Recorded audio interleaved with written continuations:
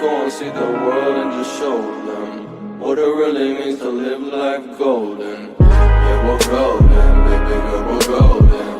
They're about to see us shine, cause we're golden. They can't ever break us down, cause we're golden.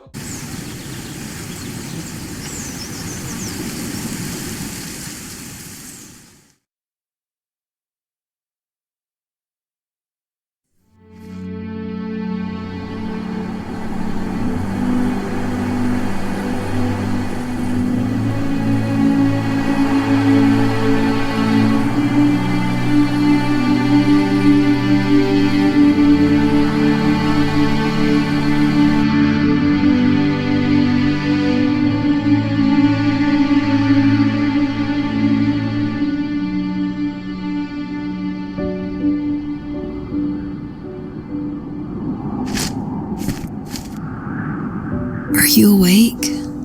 I thought I heard you get up. Yeah, I'm awake. Sorry, I just can't sleep. Are you thinking about him? Yeah, a bit. You should get back to sleep, my love. I'm fine. No, it's okay. What else is on your mind? I don't know.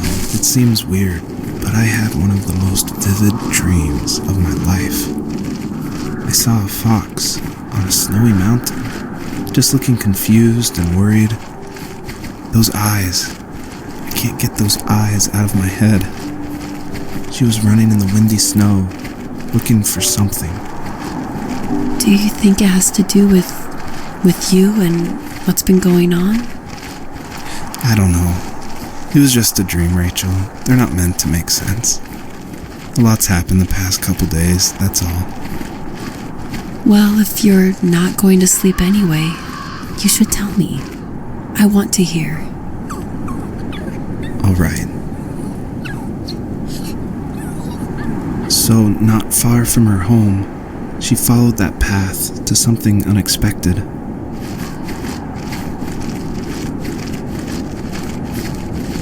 She couldn't stay, though. She had to find her other 2 children. So she took that path. She followed it towards something ancient. Something with answers.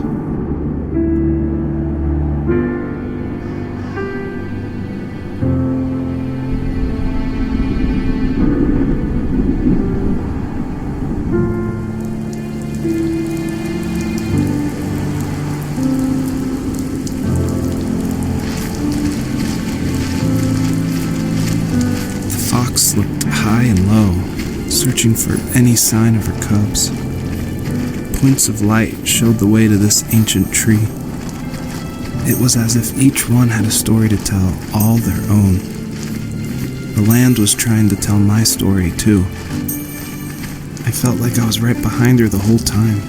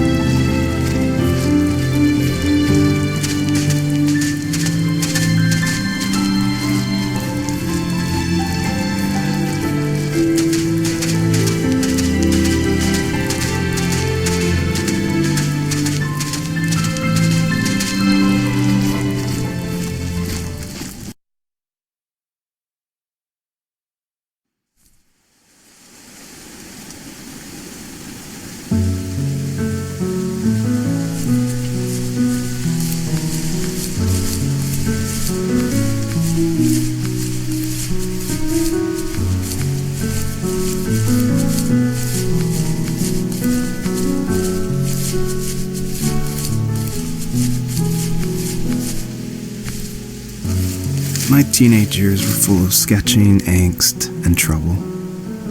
I wasn't popular or unpopular. Maybe just forgettable. I guess that gave me a sense of freedom, so I hung out with crazy kids, doing crazy things, even though I mostly just watched the chaos ensue. We did it all. Put fireworks in mailboxes, hide roadkill in people's garages, break windows of the barber shop in Anchorage.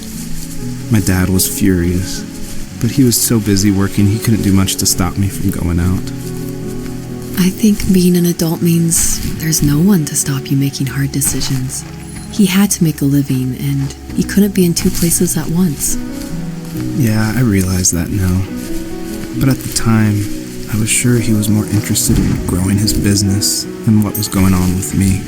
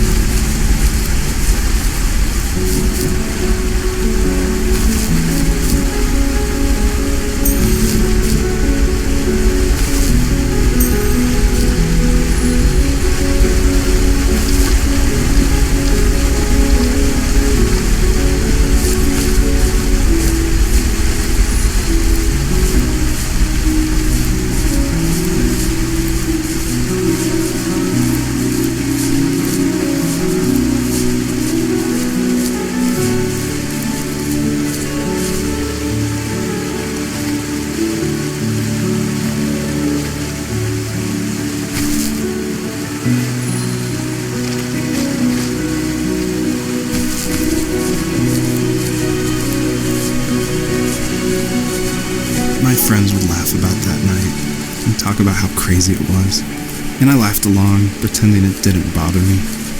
But it did. I imagined my friends growing old in the bush, unable to find that thrill in those godforsaken ice fields. It's like those mountains were a literal wall keeping me from leaving, where all I would have to look forward to are lumber yards and evening beers. I had to climb over. That was my only goal for a long time.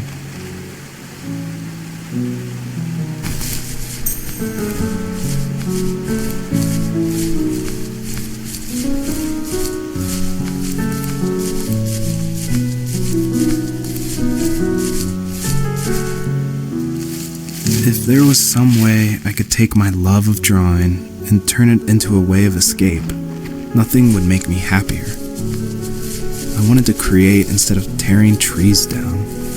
I wanted to move to the lower 48, not because I hated it there in Alaska, but I hated the idea of it. It's like all of that spite inside me had created this monster which followed me around my whole teenage years. I put so much energy into doing what others didn't expect of me. Why did I do that? There's one fact you're forgetting, though. If you didn't have that fire in you, we probably would have never met. You're absolutely right. Maybe the destination is all that matters in the end. But then why am I awake? Why am I seeing this fox go on her journey? And why can't I stop thinking about my dad?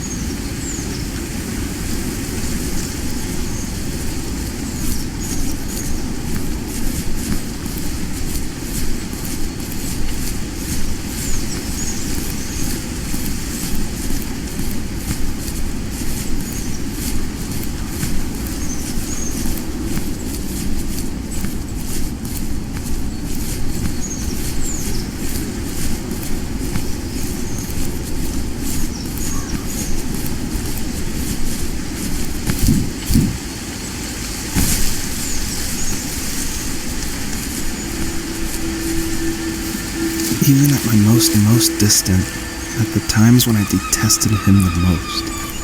He kept reaching out. For a year straight, he asked me every week when we were going camping. I thought he was just dense. Eventually, to shut him up, I agreed. We carried out the worn lawn chairs from the garage and set up a cinder block campfire at the site we'd always used behind the house. We walked down the mountain path, talking in the warm sunshine we only got a couple months of the year. Those 3 obsidian rocks shimmered alongside the shore, almost like sparklers pressed against a dark window. I'll never forget that wet stone on my feet, or how those massive mountains looked even bigger in the lake's reflection. I felt small, but grateful. As the sun set, my dad found something I hadn't seen for a long time. The tree where I'd made my first carving when I was 6. I hadn't even carved it. My dad had helped me, but I still called it my tree. Something about seeing my name there made me open up, and we talked about everything that night in that old camouflage tent. I told him how much I loved sketching and design, and how it would be a dream to study architecture in Seattle. I told him how I didn't get along with my friends much anymore, but that I didn't mind being alone. He told me he was there for me, and he joked that if all he had to do was write my name on a tree to finally get me to talk, he would have left me carved logs with novels on them in front of my room every morning. I don't know why it took me that long to realize it, but it was then I knew how much he had sacrificed for me.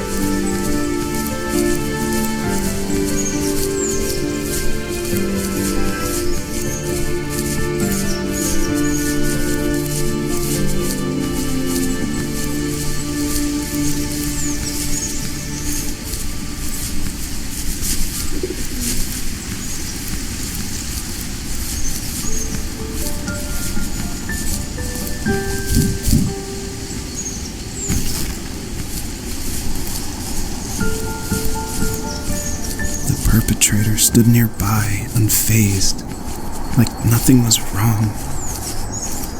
My dad is dead, and he's never coming back, Rachel. I can tell you these stories, but I can never reminisce with him again. He can never hold a grandchild that we'll probably never be able to have. I can never talk to him again, and I'll never be able to say I'm sorry for everything.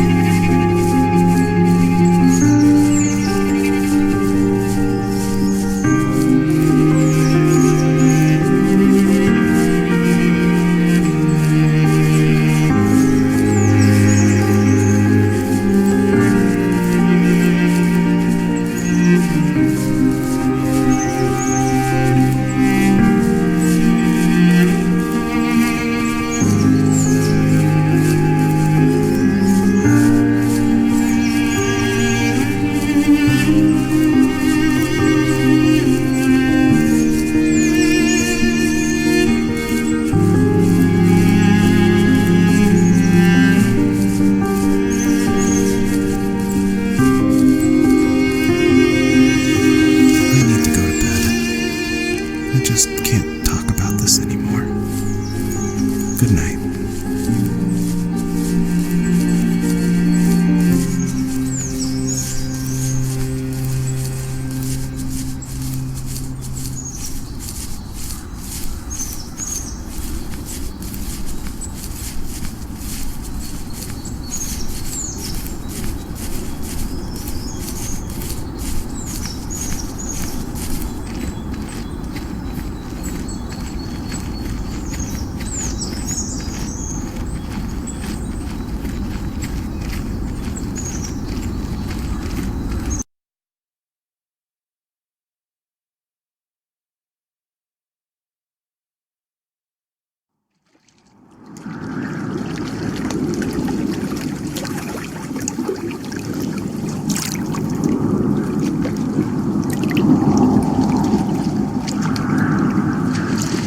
Joseph, you can't go to sleep feeling like this. I'm sorry for everything, and I know you need space, but I'm here for you.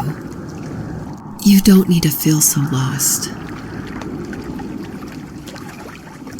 Joseph, have I ever told you what my mother was like?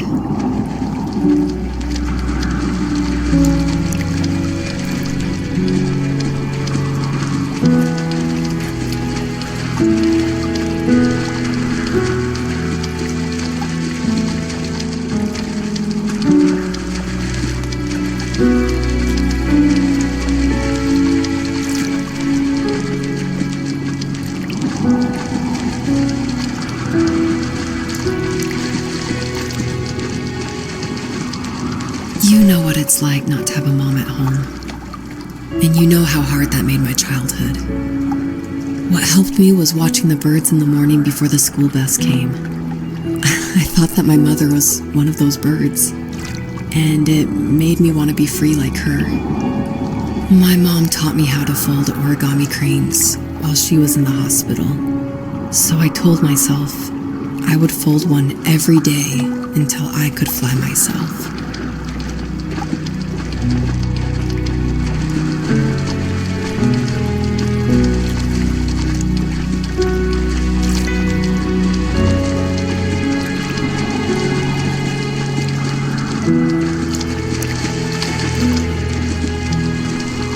I think we both have always loved animals, and for me that love started with a dog. Sometimes this Rottweiler would come up to our property line and wait at the fence for me, but only once in a while. I was sure to check every day immediately after school, and it usually ended in disappointment. I would even steal money from my passed-out dad just so I could buy these off-brand dog biscuits. Even when she did stop by, she never went beyond the fence. Why was she so scared?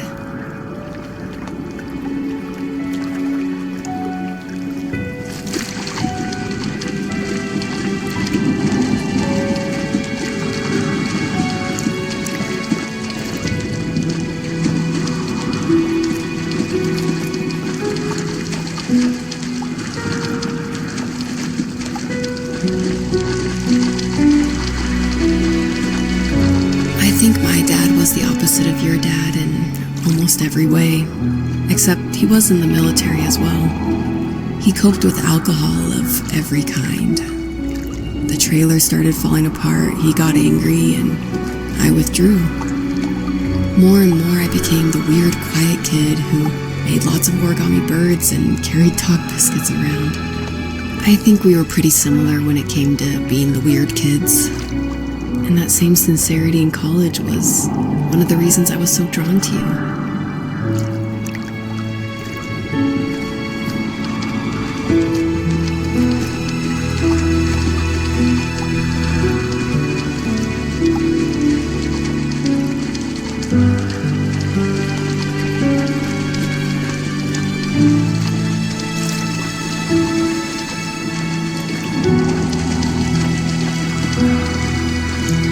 Life got worse and worse, and at one point, I really didn't think I could survive another day with my soul still intact. I had no real friends, let alone neighbors, since we lived in the middle of nowhere. I should have talked to my teacher, but I was scared what he would do if he found out. As I waited for the school bus one morning, I walked around until I found something in an abandoned shed. Something I can't put into words.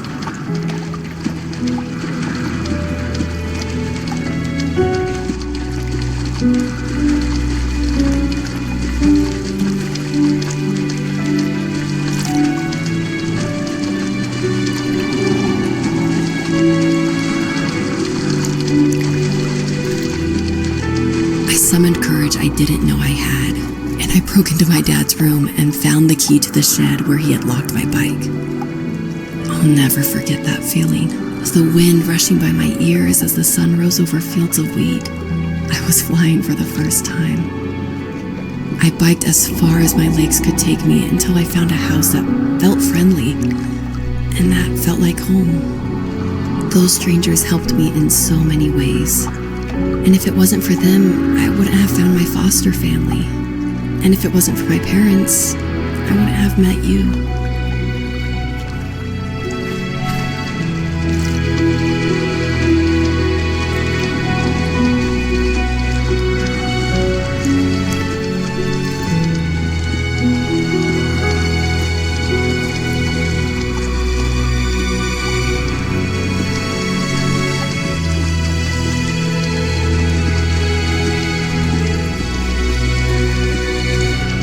You have strength, Joseph, and you're not as alone as you think.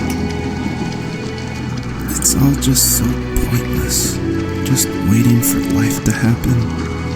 It's like having the home I always wanted is cursed out of my reach. The thought of being a parent myself, How could I do that when I couldn't even be a good son? I'm sorry. I know what you're saying. I just don't know how things will work out. These quiet hours will turn into years, and we'll wonder which roads passed us by. Then we'll forge a new road together.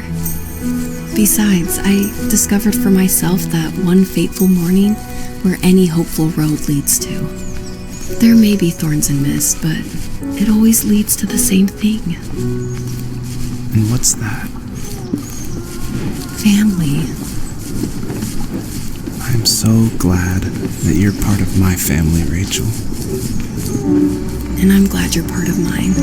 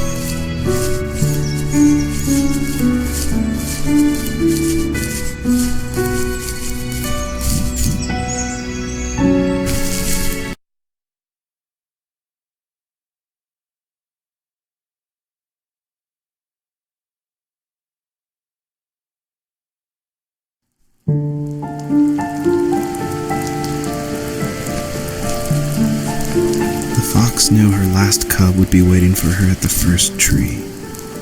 She was almost there. The rain cascaded onto the jade valley where the entrance to the tree was. Life was protected there, because that's where life began. It was now only a mother and a daughter left. Items from my life still dotted the ground as she moved closer to her destination and destiny.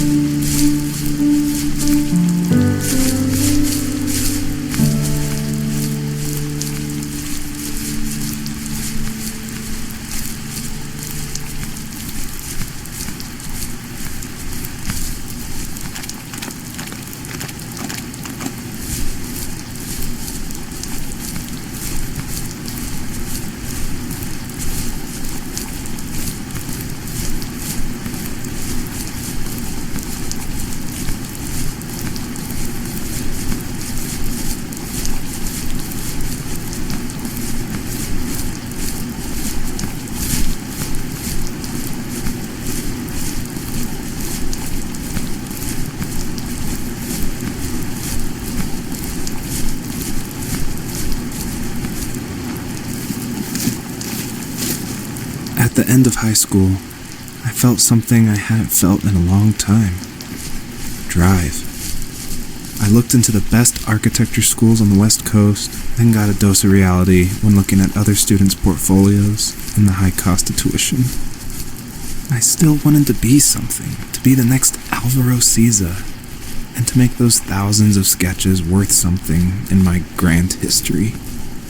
But now even an internship sounds impossible. Siza helped me understand how essential emotion is in architecture, and he also said light is the real composer of space. I like to think these glints of light, like not finding a job or even a strange dream about a fox, are something I should be thankful for, even if the illuminated space is something I'm less than comfortable with.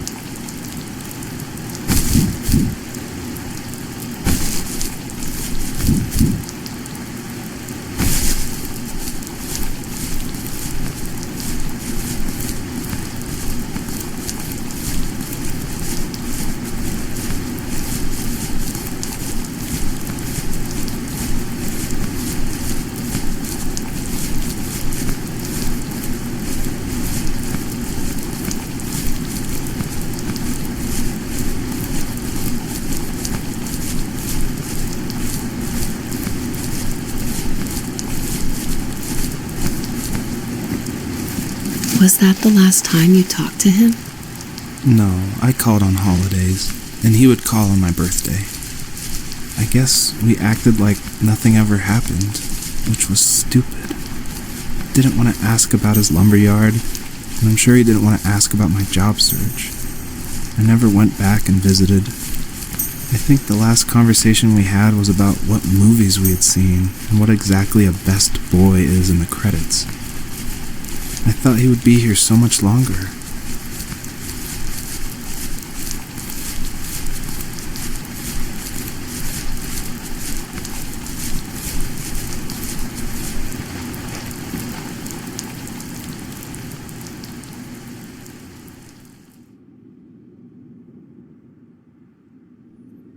In the distance, the first tree illuminated the wasteland. She couldn't go home anymore. She did the only thing she was capable of. Moving forward. My dad died alone in the middle of the wilderness. I should have been talking to him more. I should have done a lot of things differently. If the first tree on earth brought life with it, if it taught the birds to sing and fly and showed saplings how to grow, what could it do for us?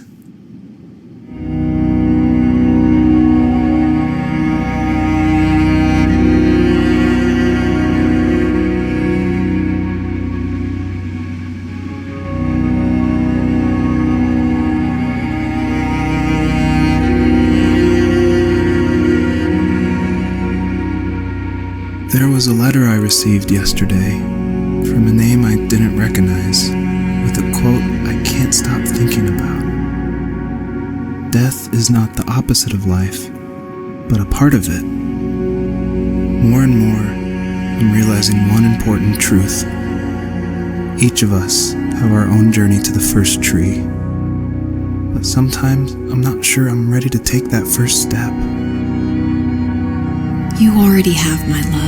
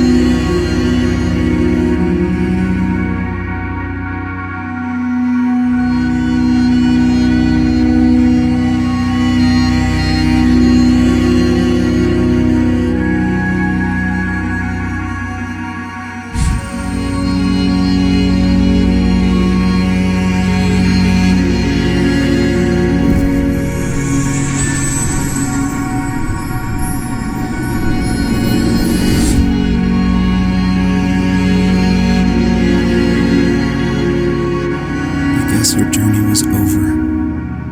But I have no idea. It was only a dream, a distraction from tomorrow. I don't think dreams normally bring back to memory so many important feelings. Maybe it was just a dream, but it was also a gift. Yeah, I suppose. But tomorrow we're getting on a plane to the last place on Earth I want to be. The only person that would have made the trip worth it is gone. You're going to see him and be with him one last time before you say goodbye. I have one last quote for you by Emerson, sealed in an imaginary letter from me to you. It is the secret of the world that all things subsist and do not die, but only retire a little from sight and afterward return again. Go to sleep, my love. We have a big day tomorrow, but I'll be there with you every step of the way. Thank you. Thanks for listening. Good night, Rachel. Good night, Joseph.